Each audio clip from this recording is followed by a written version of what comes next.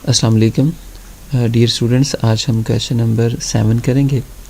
तो क्वेश्चन को रीड करते हैं। On 1 January 2001 A firm purchase machinery worth ₹50,000। एक फ़र्म ने मशीनरी परचेज़ की है जिसकी कास्ट 50,000 है और 1 जनवरी 2001 को परचेज़ की है। आगे बता रहा हूँ, on 1 July 2003 it by additional machinery worth ₹10,000 and spend ₹1,000 on it's erection. मज़ीद जो मशीनरी है वो परचेज़ की गई है 2003 जुलाई 1 को और उसकी कास्ट 10,000 है, उस पर 1,000 रुपया स्पेंड किया गया है। आगे बताया जा रहा है, the accounts are closed each year on 31st December assuming the normal depreciation to be 10% per annum.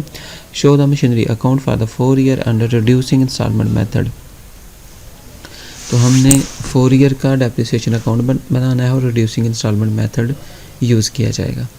तो क्वेश्चन को स्टार्ट करते हैं। सबसे पहले ऊपर मशीनरी अकाउंट लिख लेंगे।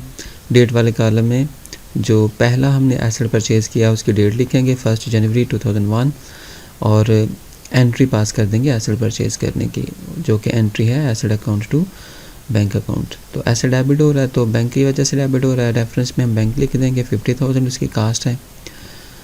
इस ईयर को हम क्लोज़ करेंगे 31 दिसंबर 2001 को। डेप्रिसिएशन चार्ज करेंगे, एसेट की कास्ट के ऊपर चार्ज करेंगे, 10% है, पूरे साल की डेप्रिसिएशन है, 5,000 बन जाएगी।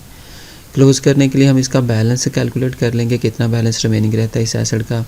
50,000 में से 5,000 माइनस कर देंगे तो हमारा remaining closing balance, carried on balance हमारा 45,000 हमारे पास आ जाएगा। नेक्स्ट ईयर 2002 में जनवरी 1 को हमारा वही जो क्लोजिंग बैलेंस था ओपनिंग बैलेंस बन जाएगा, 45,000 हम लिख लेंगे।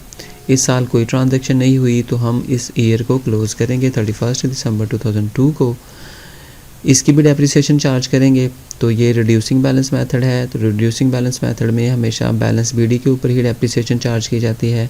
45,000 का 10% लेंगे तो वो 4,500 आ जाएगा हमारे पास। अकाउंट को क्लोज़ करने के लिए बैलेंस बीडी में से डेप्रिसिएशन माइनस करेंगे तो हमारे पास बैलेंस सीडी क्लोजिंग बैलेंस आ जाएगा इस साल का।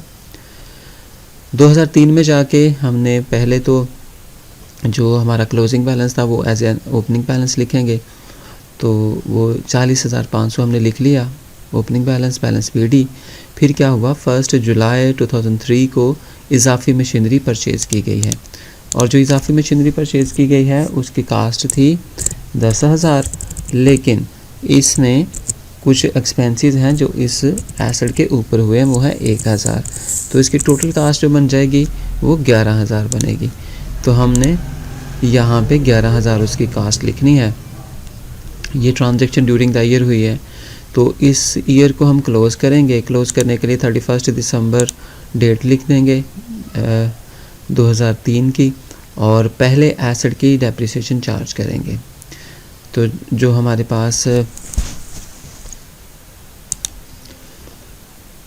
जो पहला एसेट आ रहा था उसका जो बैलेंस बीडी था वो 40,500 था, तो उस पे हम डेप्रिसिएशन चार्ज करेंगे 10% पूरे साल की डेप्रिसिएशन चार्ज होगी, क्योंकि 1 जनवरी से लेकर 31 दिसंबर तक हमने इस एसेट को यूज़ किया है। तो उसका जो बैलेंस बीडी था 40,500, 10% लिया तो 4,050 हमारे पास उसकी डेप्रिसिएशन आ जाएगी। जो दूसरा एसेट था वो हमने 1 जुलाई 2003 को परचेज़ किया था, उसकी कास्ट 11,000 थी, उसकी अलहदा से डेप्रिसिएशन चार्ज करेंगे। 10% इसकी डेप्रिसिएशन है, लेकिन ये सिर्फ हमने 6 मंथ यूज़ किया है। तो 6/12 हम करके इसकी डेप्रिसिएशन कैलकुलेट कर लेंगे जो कि 550 बनती है। इस ईयर को क्लोज़ करने के लिए हम क्या करेंगे, जो डेबिट साइड है इन दोनों का टोटल करेंगे जो कि 51,500 बन रहा है और इस टोटल में से हम दोनों डेप्रिसिएशन को माइनस करके अपना closing balance, carried on balance find out कर लेंगे। 46,900 हमारे पास इस साल का बैलेंस आ जाएगा। फिर हम क्या करेंगे, लास्ट ईयर जो कि 4th ईयर है 1 जनवरी 2004 बैलेंस लिखेंगे हम। बैलेंस बीडी 46,900 हमारे पास आ रहा है और अब हम इसकी डेप्रिसिएशन चार्ज करेंगे। रिड्यूसिंग बैलेंस मेथड है, तो रिड्यूसिंग बैलेंस मेथड में हम जो डेप्रिसिएशन चार्ज करेंगे वो हमने रिमेनिंग बैलेंस के ऊपर ही चार्ज करनी होती है। तो हमारे पास जो बैलेंस बीडी आ रहा था 2004 में वो 46,900 है, तो अब हम 46,900 पे ही 10% डेप्रिसिएशन लेंगे तो वो 4090 आ जाएगी और इस ईयर को भी हम क्लोज़ कर देंगे। बैलेंस बीडी में से डेप्रिसिएशन माइनस करेंगे तो हमारे पास रिमेनिंग बैलेंस आ जाएगा 42,210। तो यहाँ पे एक चीज़ समझने वाली है कि जब हम डिक्लाइनिंग बैलेंस मेथड कर रहे हैं तो आपने अगर 2 एसेट परचेज़ किए हैं तो उसका जो बैलेंस आता है, बैलेंस सीडी जो होता है वो मर्ज करके हमारे पास आया होता है। तो इस पे हम सेपरेट डेप्रिसिएशन चार्ज नहीं करेंगे क्योंकि डिक्लाइनिंग बैलेंस मेथड है। जो भी बैलेंस कम होने के बाद हमारे पास आ रहा होता है, बैलेंस बीडी बन जाता है, उसी पे हम डेप्रिसिएशन चार्ज कर लेते हैं। इस क्वेश्चन में मज़ीद कोई प्रॉब्लम हो तो आप कमेंट करके पूछ सकते हैं। बहुत शुक्रिया, थैंक यू।